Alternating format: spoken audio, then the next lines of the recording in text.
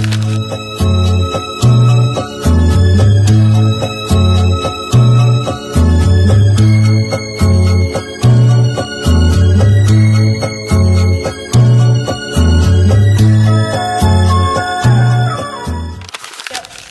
dua, tiga. Halo teman-teman semuanya, perkenalkan kami dari kelompok 3. Saya Hana Yurista. Saya Hadijah. Saya Siti Aliza. Saya Askarina Fanani. Saya Mutia Asya. Saya Ketri Patricia Sanian. Nah, di video kali ini kami akan mempraktekkan cara pengujian data menggunakan aplikasi SPSS. Video ini untuk memenuhi tugas mata kuliah Statistik, Ekonomi, dan Bisnis 2. Selamat menyaksikan.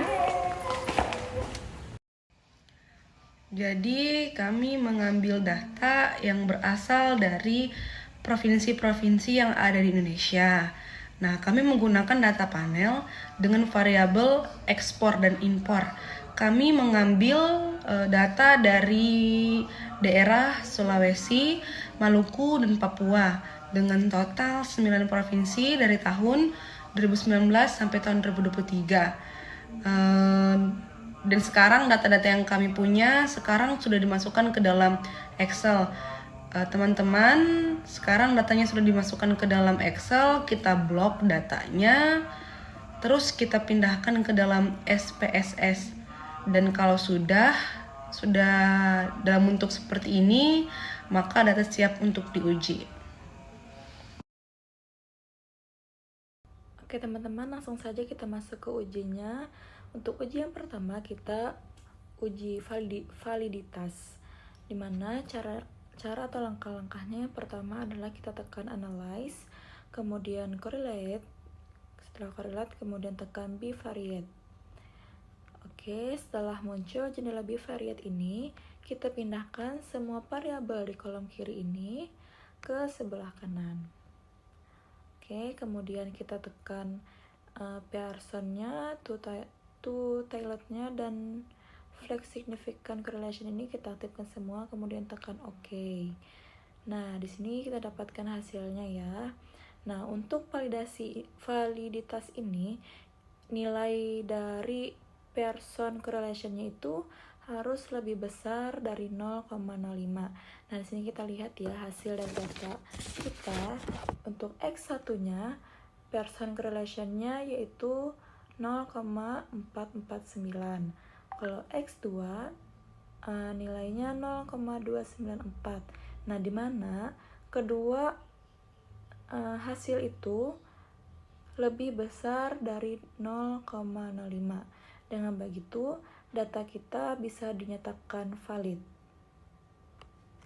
Setelah uji validitas, sekarang kita akan uji reliabilitas. Pertama-tama, klik menu Analyze, klik Scale, klik Reliability Analysis, pindahkan variabel X1, variabel X2, dan variabel Y, kemudian klik OK. Nah, di sini akan muncul hasilnya yaitu 0,639, maka dapat disimpulkan bahwa 0,639 itu lebih dari 0,2306, yang artinya konsisten atau reliable. Baik, uji selanjutnya yang akan kita lakukan itu adalah uji normalitas. Fungsi uji normalitas ini adalah untuk mengetahui apakah data yang akan kita uji itu terdistribusi dengan normal. Nah, syarat uji normalitas ini sendiri adalah apabila nilai signifikan dari data tersebut lebih besar dari 0,05. Sedangkan apabila nilai signifikan dari data tersebut kurang dari 0,05, maka dapat disimpulkan bahwa data tersebut tidak terdistribusi dengan normal. Baik, langkah-langkahnya adalah sebagai berikut. Kita klik Analyze, kemudian pilih Regression, lalu klik Linear, lalu kita pindahkan variabel Y atau variabel dependen ke kolom dependen, kemudian variabel X1 dan X2 ke variabel independen, lalu teman-teman klik Save. Nah, kemudian pada tampilan ini, kita klik Unstandardized Residual, Continue, lalu OK. Nah, setelah langkah-langkah ini, akan muncul satu variabel baru di data view kita, dan variabel baru inilah yang akan kita gunakan untuk mengetahui nilai signifikansi data kita, yaitu uji normalitas dengan metode Kolmogorov-Smirnov, teman-teman. Jadi langsung saja kita lanjutkan. Klik Analyze, lalu pilih Non-Parametric Test, kemudian pilih Legacy Dialog, lalu pada ini kita pilih One Sample QS. Lalu kita tambahkan variabel baru kita tadi ke kolom ini, kemudian jangan lupa klik untuk normal, lalu oke. Nah, inilah dia teman-teman hasil dari uji normalitas dengan metode Kolmogorov-Smirnov-nya. Dapat kita lihat semua bahwa hasilnya itu adalah lebih besar dari 0,05, yang berarti data tersebut terdistribusi dengan normal. Kemudian yang selanjutnya kita akan melakukan uji heteroskedastisitas. Kita klik Analyze, pilih Regression, pilih Linear. Masukkan variabel X ke kotak independen dan variabel Y ke kotak dependen. Kemudian klik Save. Kemudian di bagian residual, checklist di kotak Unstandardized, klik Continue lalu tekan OK. Kemudian di sini muncul variabel baru, namanya variabel RES_1. Pilih Transform, Compute Variable. Nah, di kotak target variabel tulis ABS_RES.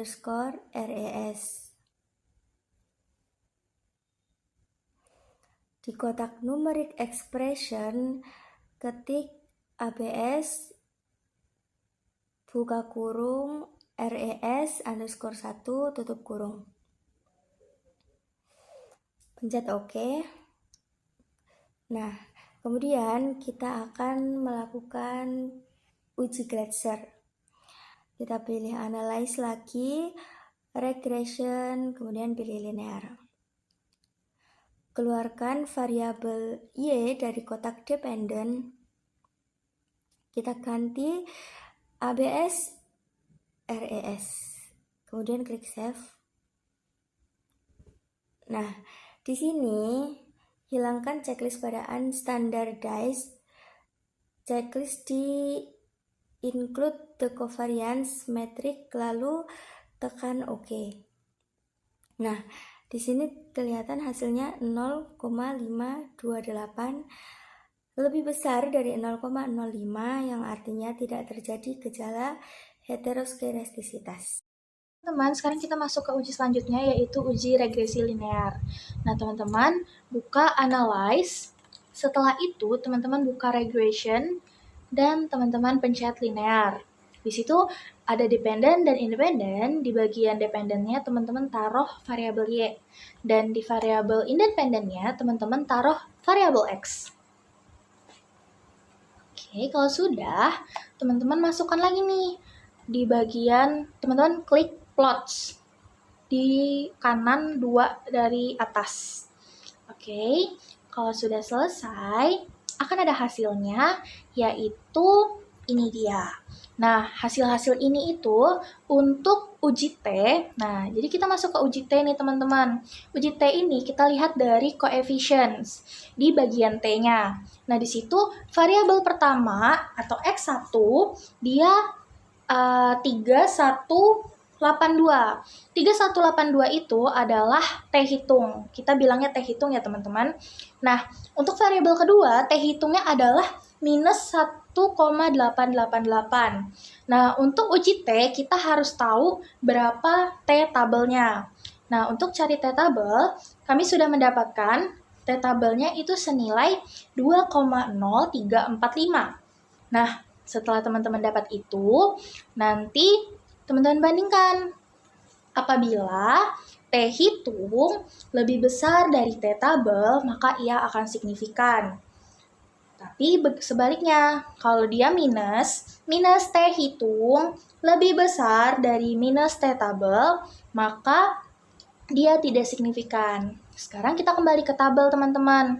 Di situ terlihatlah untuk T hitung pertama atau variabel pertama itu 3,182. Yang jelas-jelas dia lebih besar dari T tabel senilai 2,0345. Berarti T1 itu nilainya adalah signifikan. Teman, selain tabel T yang di koefisien, di sebelahnya kan ada tabel sig itu kan. Nah, itu juga teman-teman bisa lihat untuk menguji signifikan. Nah, kalau misalkan tabelnya lebih besar, nilainya lebih besar dari 0,05, maka ia tidak signifikan. Dan jika nilainya lebih kecil dari 0,05, maka dia signifikan. Kita bisa lihat bahwa di sini itu di variabel pertama 0,03 itu dia lebih kecil dari 0,05, yang berarti dia signifikan terhadap variabel Y. Sedangkan yang variabel 2 itu dia nilainya 0,066, yang otomatis dia lebih besar dari 0,05, tandanya dia tidak signifikan. Oke, selanjutnya adalah uji F. Nah, uji F ini sama seperti uji T tadi, tapi kita melihat dari ANOVA. Di ANOVA itu teman-teman bisa lihat kalau nilainya adalah F hitungnya adalah 7,526. Nah, saya memperhitungkan untuk F tabelnya sebesar 3,2849. Dari sini kita bisa lihat bahwa F hitungnya lebih besar daripada F tabel, yang berarti ia berpengaruh secara signifikan. Teman-teman bisa lihat juga dari sebelahnya, yaitu tabel sig, itu nilainya adalah 0,02. 0,02 itu lebih kecil dari 0,05, sama seperti yang tadi, maka itu juga membuktikan bahwa nilai F itu signifikan. Teman-teman, sekarang kita masuk ke uji yang terakhir, yaitu uji koefisien determinasi. Kita mencari tahu berapa persen variabel X dan X ini mempengaruhi Y. Ternyata kalau kita lihat dari di tabel model itu yang di bagian R², ternyata dia berpengaruh sebesar 0,264. Nah, itu tinggal kita kalikan 100%, jadinya 26,40. Ternyata kita bisa lihat bahwa variabel X dan variabel X1 dan X2 ini berpengaruh sebesar 26,40%, dan sisanya sebesar 73,60% itu dipengaruhi oleh variabel lain. Sekian video dari kami, semoga bermanfaat. Terima kasih.